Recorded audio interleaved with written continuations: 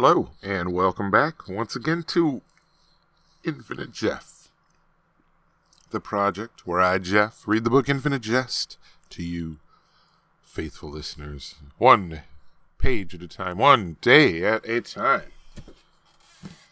Book by David Foster, what, blah, blah, blah, whatever, you know the drill. So, let's just do this. Do this thing. Page number 216. Let us go.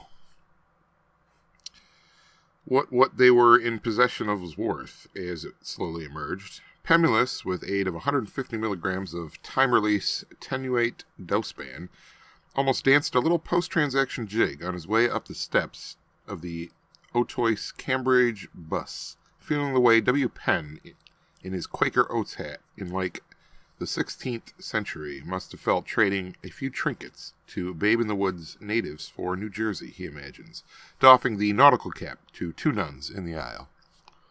Over the course of the next academic day, the incredibly potent stash now wrapped tight in saran and stashed deep in the toe of an old sneaker that sits atop the aluminum strut between two panels in Subdorm B's drop ceiling, Pemulus's time-tested entrepot.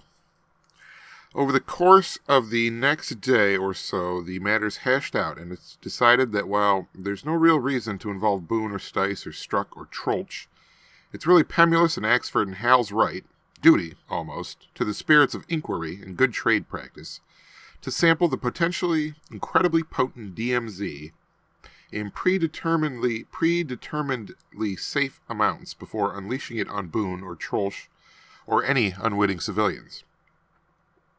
Axford having been allowed in on the front end, the question of Hal's defraying the opportunity cost of his part in the experiment is tactfully broached, and turns out to be no problem. Pemulus's markup isn't anything beyond accepted norms, and there's always room in Hal's budget for spirited inquiry. Hal's one condition is that somebody tech literate actually take the truck down to BU or MIT's medical library and physically verify that the compound is both organic and non-addictive, which Pemulus says a physical hands-on library assault is already down in his day planner in Penn anyway.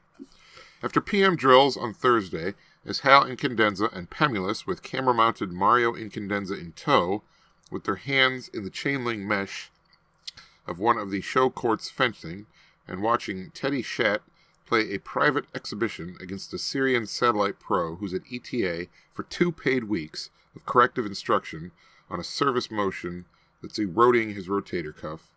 The guy wears thick glasses with a black athletic band around his head and plays with an upright, square-jawed liquid precision and is dispatching Ted Schatt handily, which Schatt is taking with his customary sanguine good temper, giving his stolid all, learning what he can, one of very few genuinely stocky players at ETA, and one of the even fewer ranked junior players around without an apparent ego, wholly non-insecure since he blew out his knee on a contrapide in the pre-Thanksgiving exhibition 3 years back, which is odd, now still in and at for just the fun, and more or less doomed, therefore, to a purgatorial existence in 128 through 256 Alphabetsville, as Pemulus and Hal stand there sweaty in full red and gray ETA sweats on a raw 11:05 p.m., the sweat in their hair starting to accrete and freeze, Mario's head bowed under the weight of the head mount rig,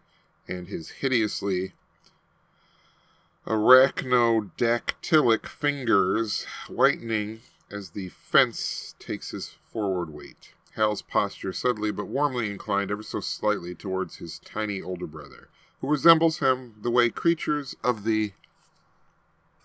That was page 216 of Infinite Jest on Infinite Jeff.